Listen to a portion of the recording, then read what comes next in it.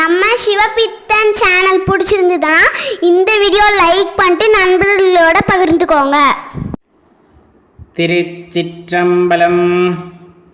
திருமுலரையா திருவடிகள் போற்றி போற்றி, குருவடியும் திருவடியும் வணங்கி இந்த பதிவை ஆரம்பிக்கலாம். நண்பர்களே, எப்படிப்பட்டவர்களுக்கு சிவபெருமானோட அருள் கிடைக்கும் யோசிச்சு பாருங்க.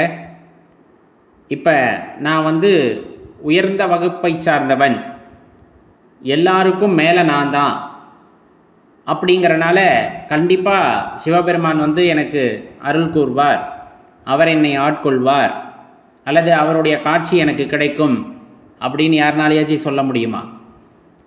இல்லை, குணங்களில் நான் ரொம்ப உயர்ந்தவன். குணங்களில் எப்படிப்பட்டவன்னா ரொம்ப உயர்வானவன், ரொம்ப தங்கமான ஆளுப்பா, ரொம்ப என்ன சொல்கிறது, அப்படியே வள்ளல், வாரி கொடுக்கறதுல வள்ளல், அப்படிப்பட்ட குணவான்.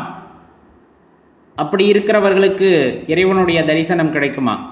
சிவபெருமானுடைய தரிசனம் கிடைக்குமா?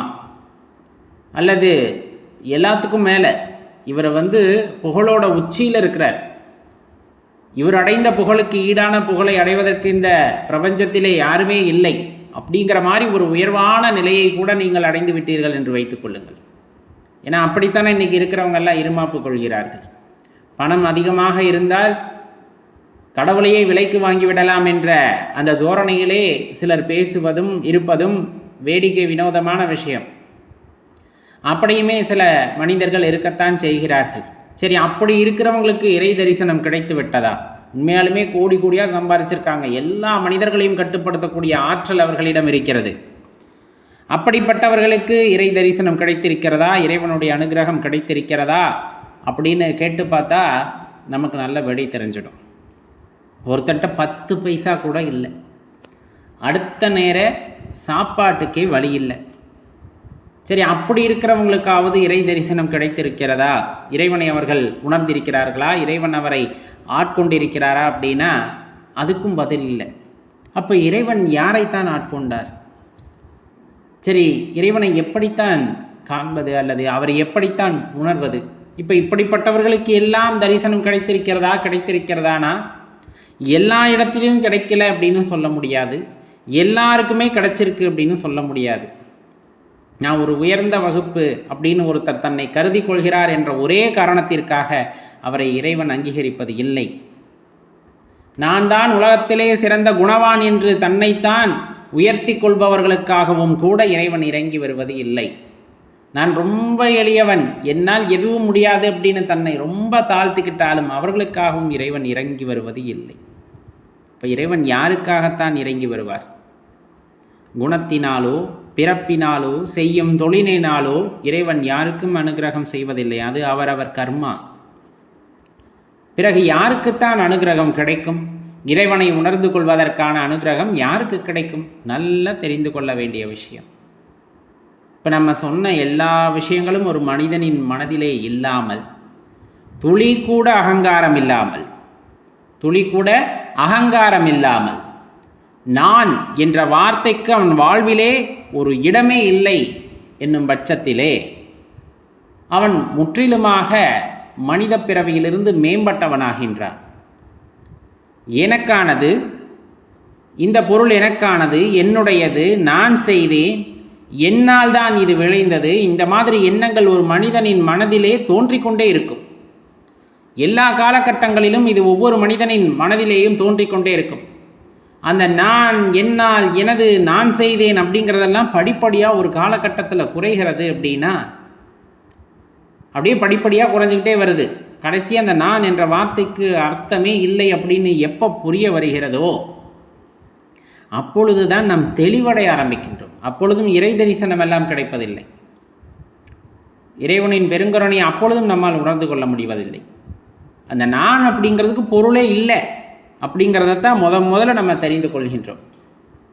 ஒரு பெயரை சொன்னால் நானா, நான் செய்யும் தொழிலை சொன்னால் நானா, நான் எங்கு பிறந்தேன் என்று சொல்வது நானா, இன்னும் இப்படி அடுக்கிக்கொண்டே போகலாம். இது எதற்குமே பொருள் இல்லையே அப்படிங்கிறத ஒரு மனிதன் உணர்ந்து கொள்ளும் பொழுதுதான் முதல் நிலைக்கு அவன் அடைகின்றான். இறைவனை உணர்ந்து கொள்ள வேண்டும் என்ற நிலைக்கு அவன் வருகின்றான்.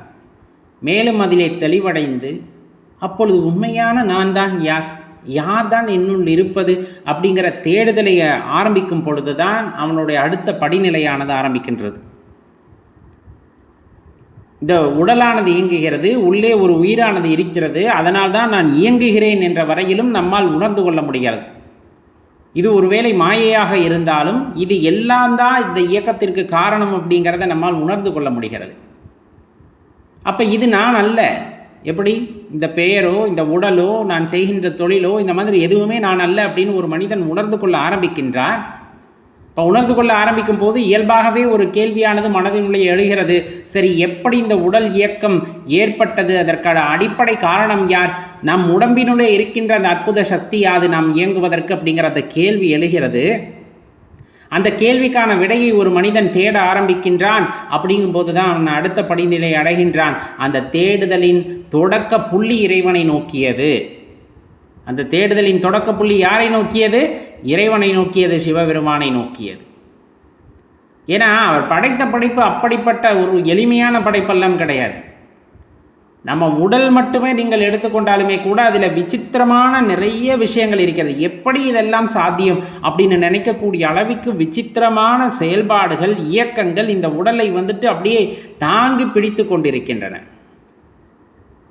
கண்கள் செயல்படுகிறது, காதுகள் கேட்கிறது, வாய் பேசுகிறது. இது எல்லாம் சாதாரண ஒரு நாள் இரவிலே நாம் தூங்குகின்ற பொழுது இது எதுவும் செயல்படாமல் போகின்றதே. இது எப்படி? அந்த கருவிகள் யாவும் செயலிழந்து போகிறது எப்படி? அப்போ தினம் தினம் அது செயலிழந்து போகிறது என்றால், செயலிழந்து போகிறது என்பது உண்மை என்றால் எப்படி அது மீண்டும் செயலுக்கு வருகிறது?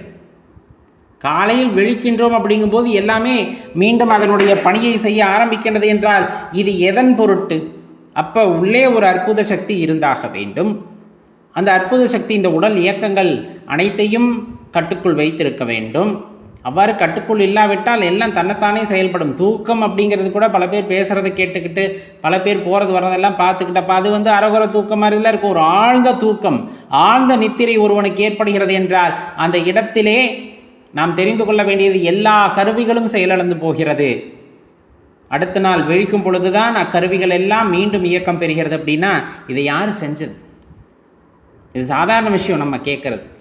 இந்த இயக்கத்தை ஏற்படுத்தியது, இது இப்படித்தான் இருக்க வேண்டும் என்று ஏற்படுத்தியது யார்?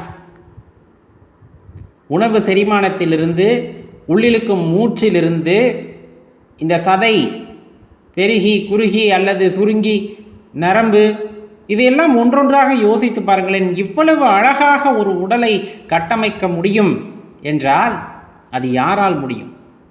இப்படிப்பட்ட ஆழ்ந்த சிந்தனை ஒரு மனிதனுக்குள் வர வரத்தான் இறைவனை நோக்கிய பயணம் அவன் ஆரம்பிக்கின்றான். அப்போ இவ்வளவு அரும்பெரும் விஷயங்களை செய்தவர் எங்கிருக்கின்றார்? பிரபஞ்சத்திலே எங்கு வேண்டாலும் இருக்கலாம். பிரபஞ்சத்தில் மட்டும்தான் எங்கும் இருக்கிறாரா அப்படின்னா பிரபஞ்சத்தில் ஒரு கூறான நம்மளும் இருக்கலாம். நம்முள் மட்டும்தான் இருக்கிறாரா அப்படின்னா நம்மை போன்ற அனைவரிடமும் இருக்கின்றார். அப்போ மனிதர்களிடம் மட்டும்தானா? கிடையவே கிடையாது. அனைத்து உயிரினங்களிலும் இருக்கின்றார். அப்போ உயிருள்ள பொருட்களில் தான் இறைவன் இருப்பாரா? கிடையவே கிடையாது.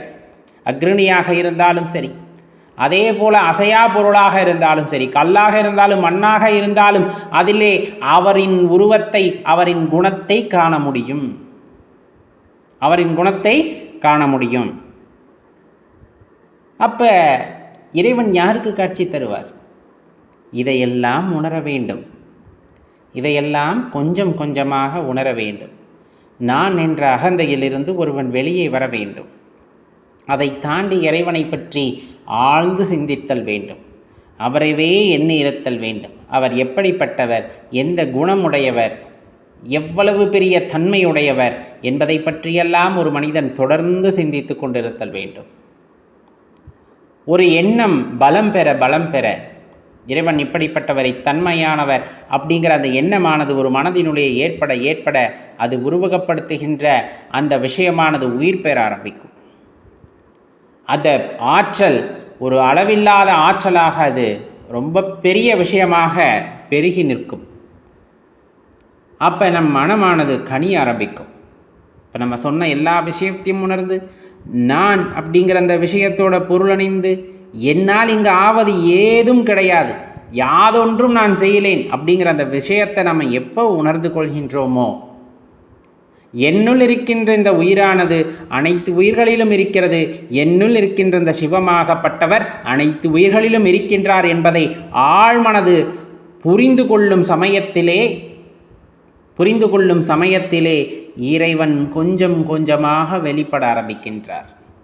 இப்போ நம்ம சொன்ன மாதிரி அது உயர்ந்த வகுப்பாக இருந்தாலும் சரி, தன்னை ஒரு எதற்காக இந்த உலகத்திலே பிறந்தேன் அப்படின்னு நினைக்கிறவர்களாக இருந்தாலும் சரி, பணம் கோடி கோடியாக வைத்திருப்பவர்கள், பணம் 1 ரூபா கூட இல்லைனாலும் பெரிய புகழ் சேர்த்தவர்கள், ஒன்றுமே இல்லாத மண்ணுக்கு ஈடானவன் அப்படின்னாலும் சரி, அது பிரச்சனை கிடையாது.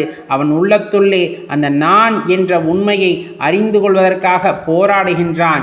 என்னுள் இருக்கின்ற இறைவன் அனைவருள்ளும் இருக்கின்றார், அனைத்துமாக பாவிக்கின்றார். அதே போல இந்த பிரபஞ்சத்திலே நீக்கமர நிறைந்திருக்கின்றார் என்ற உண்மையெல்லாம் ஒருவன் உணர்ந்து கொண்டு வர வர அவனுள்ளே இருக்கின்ற அந்த இறைத்தன்மை, அந்த சிவபெருமானாகப்பட்டவர் வெளிப்பட ஆரம்பிக்கின்றார். அப்போதுதான் அந்த இறையாற்றலை நம்மால் உணர்ந்து கொள்ள முடிகிறது. அந்த இறையாற்றலை நம்மால் உணர்ந்து கொள்ள முடியும். மாறாக தலைகணத்தினால், ஆணவத்தினால், செருக்கினால் இறைவனை உங்களால் உணர்ந்து கொள்ள முடியாது. மன்னிக்கவும், நம்மால் உணர்ந்து கொள்ள முடியாது. அவரை தெரிந்து கொள்ள முடியுமா? தெரிந்து கொள்ள முடியாது. மறைப்பு அப்படிங்கிற அருமையான தொழிலை செய்யக்கூடியவர் சிவபெருமான். அப்போ ஒரு மனதினுள்ளே அகங்காரம் குடிகொண்டிருக்கிறது. இன்னும் எல்லா மழங்களும் அங்கு சர்வசாதாரணமாக செயல்பட்டு கொண்டிருக்கின்றன. அப்படிங்கும் போது நம்மளால் வெளிவரவே முடியாது, நம்மால் உணர்ந்து கொள்ளவும் கட்டாயமாக முடியாது. அப்போ அதையெல்லாம் தாண்டி வருதல் வேண்டும்.